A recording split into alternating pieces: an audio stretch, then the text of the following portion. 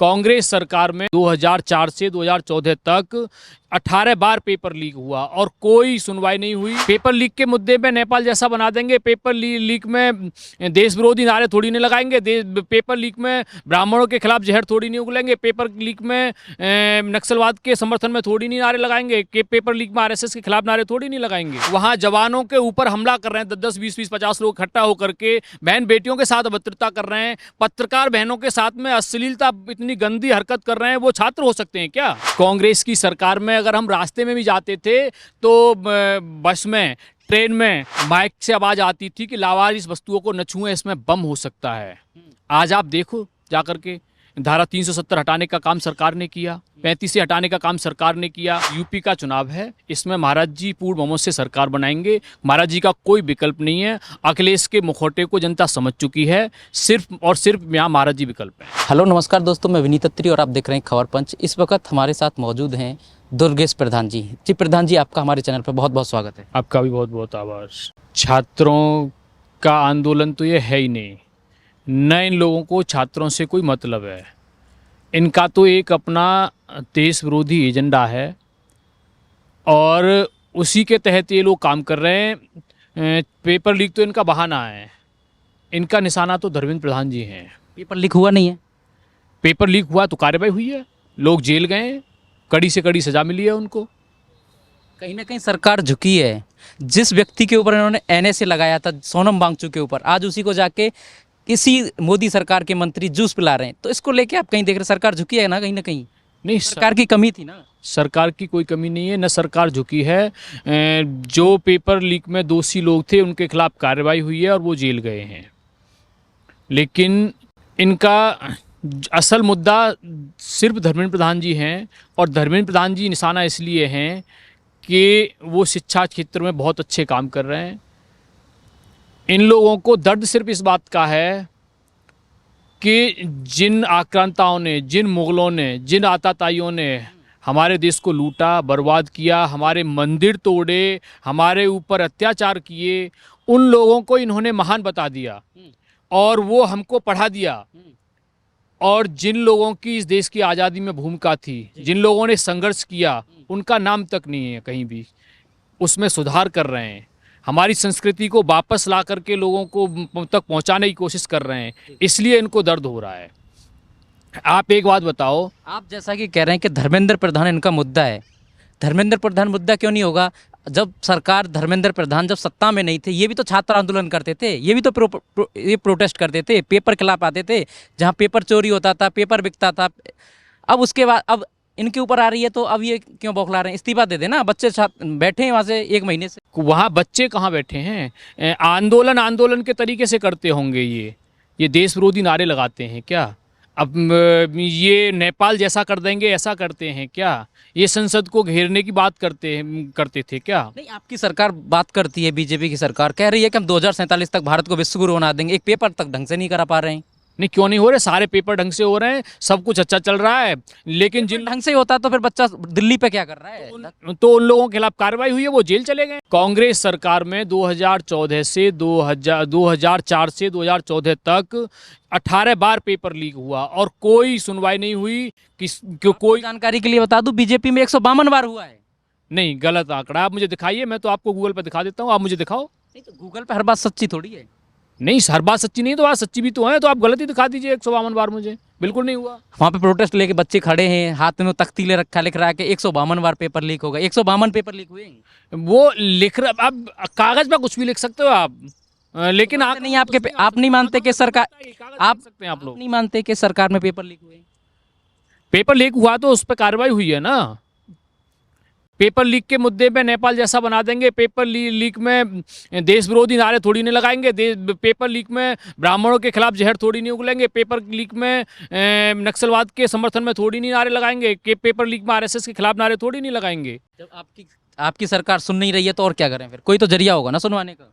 क्यों नहीं सुन रही सरकार? बताइए। सरकार कठोर से कठोर कार्रवाई कर रही है। जांच हुई है, जांच होने के बाद में जो लोग दोषी पाए गए हैं उनको कार्रवाई करके जेल भेजा गया है। और ऐसे जेल भेजना था तो पहले क्यों नहीं भेजा? जब बच्चे सड़क पे आ गए तब जाके तुम उनकी जेल भेज रहे हो, फिर तब आके आप उनके लिए कानून लेके आ रहे हो, संसद में आप बिल पास कर रहे हो। पहले कहाँ गए थे आप? पहले नहीं सोच रहे थे? आप तो कहते हैं कि जी हम तो 2047 तक विश्व गुरु बना देंगे भारत को, ऐसे विश्व गुरु बना देंगे। देखिए, एक दिन में कुछ नहीं हो जाता। अगर कोई घटना घटती है तो उसकी जांच भी होती है, उसको सबको पता लगा करके कौन कौन दोषी हैं उसके खिलाफ कार्रवाई होती है। शिक्षा मंत्री बात बच्चों से करें, बात क्या करेंगे इन लाताताइयों से, बात क्या करेंगे देश विरोधी लोगों से, बात क्या करेंगे वो जो लोग खिलाफ में बात कर रहे हैं उनसे क्या बात करना। वो जो लोग जिनके अंदर ये दुख है कि धर्मेंद्र प्रधान क्यों इतिहास को सही रूप में ला रहे हैं, धर्मेंद्र प्रधान क्यों सच्चाई को उन लोगों को अपने उसमें ला रहे हैं सिलेबस में, जो लोग वास्तव में इसके हकदार हैं, जिन लोगों ने देश के लिए कुर्बानी दी।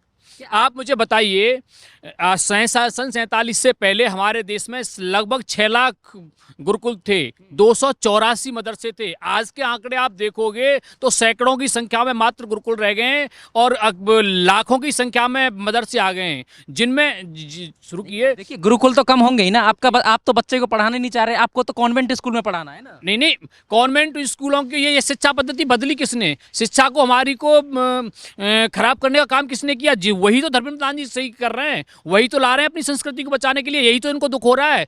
केवल सुनिए, आपके शिक्षा मंत्री ने कितने गुरुकुल खोल दिए?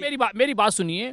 देश का बंटवारा हुआ जिस समय, उसके बाद जिन लोगों से बंटवारा हुआ, नेहरू जी ने उन्हीं लोगों के हाथ में शिक्षा मंत्री बना दिया। देश के सबसे पहले 5 शिक्षा मंत्री मुस्लिम थे। क्यों भैया? उनको सबसे अकबर महान, बाबर महान, हुमायूं महान, शाहजहां महान बता दिया उन लोगों को। और सुभाष चंद्र बोस, चंद्रशेखर आजाद, वीर सावरकर, जिनका कोई नाम तक नहीं था, वही तो बदला जा रहा है। इसी बात का तो उनको दुख हो रहा है। प्रधानमंत्री हमारे विश्व के सबसे बड़े नेता हैं, हमारे देश के सबसे बड़े नेता हैं। प्रधानमंत्री जी अपने हिसाब से जो उनको अच्छा लग रहा है और जो सही है वो बात कर रहे हैं, वो देश को संबोधित कर रहे हैं। छात्र अगर आते, छात्रों के हिसाब से बात करते और उनको लगता वास्तव में छात्र हैं, छात्र की परिभाषा से बात करते, तो वो जरूर आते। आप एक बात बताओ, वहाँ जवानों के ऊपर हमला कर रहे हैं 10-10, 20-20, 50 लोग इकट्ठा होकर के, बहन बेटियों के साथ अभद्रता कर रहे हैं, पत्रकार बहनों के साथ में अश्लीलता, इतनी गंदी हरकत कर रहे हैं, वो छात्र हो सकते हैं क्या? आप उनको छात्र मानेंगे क्या? आपकी नज़र में कौन है फिर वो? आप और आपकी सरकार की नज़र में क्या है फिर? देश विरोधी लोग हैं।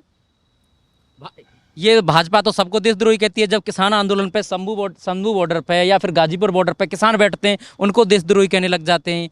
3 तलाक पे जब शाहीन बाग में महिलाएं बैठती हैं तो उनको देशद्रोही कहने लग जाते हैं। आज जंतर मंतर पे बच्चे बैठे हैं तो उनको देशद्रोही कहने लग जाते। मतलब भाजपा के खिलाफ जो भी एजेंडा या मतलब आंदोलन करेगा वो देशद्रोही, लेकिन भाजपा जिसके साथ करेगी वो क्या है? शाहीन बाग देखा नहीं था आपने? शाहीन बाग में क्या हुआ? किसान थे क्या वहाँ? हम भी किसान हैं, हम भी किसान के बेटे हैं, तमाम किसान हैं। किसान तो वहाँ देखने तक को नाम मात्र में नहीं था। कुछ बहुत कम मात्रा में भोले किसानों को ले आए थे, थोड़ी मात्रा में वो थे नहीं। शाहीन बाग का आप मुझसे क्यों पूछ रहे हो? क्या नहीं पता आपको? बताइए मुझे। पूछ ये रहा हूँ कि भाजपा हर बात में यही कह देती है कि ये उपद्रवी हैं और देश के बाहरी लोग हैं। जब भाजपा पहले इनके लिए खिलाफ करती थी, कांग्रेस के खिलाफ, जब बाहर ही नहीं थे, इनकी सरकार में क्यों बाहरी लोग आते हैं इनको सपोर्ट करने? नहीं, भाजपा आंदोलन के तरीके से करती थी। ये आंदोलन के तरीके से नहीं करते। इनके आंदोलन में कुछ अंदर से और छिपा होता है। कांग्रेस सरकार सबके सामने उजागर हो जाता है। कांग्रेस सरकार में जब कांग्रेस की सरकार थी तो बीजेपी कहती थी ये तानाशाही कर रहा है प्रधानमंत्री, कांग्रेस की तानाशाही चल रही है। आज कांग्रेस कह रही है कि बीजेपी की तानाशाही चल रही है, एक तानाशाह शासक दिल्ली पे बैठा है। तो पैटर्न तो वही है। कोई तानाशाही नहीं चल रही, बहुत अच्छा देश का माहौल है। आज कांग्रेस की सरकार में अगर हम रास्ते में भी जाते थे तो बस में, ट्रेन में माइक से आवाज़ आती थी कि लावारिस वस्तुओं को न छुएं, इसमें बम हो सकता है। आज आप देखो जाकर के, धारा 370 हटाने का काम सरकार ने किया, 35 से हटाने का काम सरकार ने किया। हमारी हजारों साल की जो नींव थी राम मंदिर, राम भगवान टेंट में बैठे थे, एक भव्य मंदिर बनाने का काम सरकार ने किया। देश में शांति व्यवस्था है। कैसे कह सकते हैं आप? राम मंदिर बना दिया, उसमें भी अखिलेश यादव दावा कर रहे हैं कि राम मंदिर में भी चोरी हो गई। इन्होंने तो भगवान का घर भी नहीं छोड़ा, बीजेपी वालों ने तो। देखिए, अखिलेश यादव कभी वहाँ दर्शन करने गए हैं क्या रामलला के? अखिलेश यादव भगवान राम का मंदिर देखने गए हैं क्या? अखिलेश यादव ने 2 पैसे दिए हैं क्या? वही अखिलेश यादव है। इनके पिताजी की सरकार में हम देखते थे कि बच्चे 12वीं और हाई स्कूल की परीक्षाओं में जितने जो लोग दबंग होते थे वो स्कूल की छतों पर चढ़ करके नकल दे करके पास होते थे, और ये फिर उसी नकल करा करके और उसमें मेरिट बेस पर भर्ती निकाल करके उनको भर्ती कर लेते थे। वो अखिलेश यादव क्या कहेंगे? रोजगार तो देते थे ना बच्चों को, ये सरकार कहाँ रोजगार दे पा रही है? दावा कर रहे हैं बार बार कि ये सरकार रोजगार नहीं दे पा आप आंकड़े उठा करके देखिए हमारी सरकार में कितने बच्चों को रोजगार मिला है, पारदर्शिता के साथ मिला है। रही। अखिलेश यादव कहाँ से आंकड़ा उठा रहे हैं? अखिलेश यादव पर कोई आंकड़ा नहीं है, वो विपक्ष कहाँ से आंकड़ा उठा रहे हैं? बिजुल बकते हैं। अखिलेश यादव पर कोई आंकड़ा नहीं है। कोई आंकड़ा नहीं है। जैसे कि प्रोटेस्ट चल रहा है, 27 में चुनाव है नज़दीक यूपी में, तो कहीं ना कहीं यूपी चुनाव पे फर्क पड़ेगा।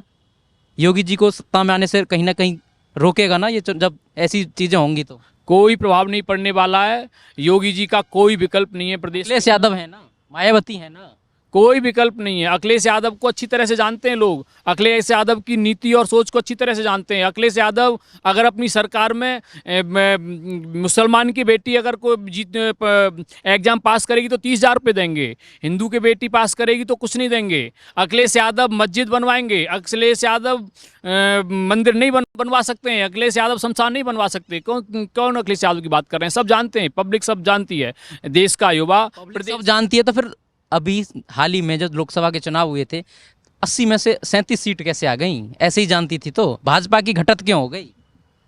जानती है कहीं ना कहीं तो डर है ना सत्ता जाने का भाजपा को भी। अब देखिए बिल्कुल भी नहीं। ये यूपी का चुनाव है, इसमें महाराज जी पूर्ण बहुमत से सरकार बनाएंगे। महाराज जी का कोई विकल्प नहीं है। अखिलेश के मुखौटे को जनता समझ चुकी है, सिर्फ और सिर्फ यहाँ महाराज जी विकल्प हैं।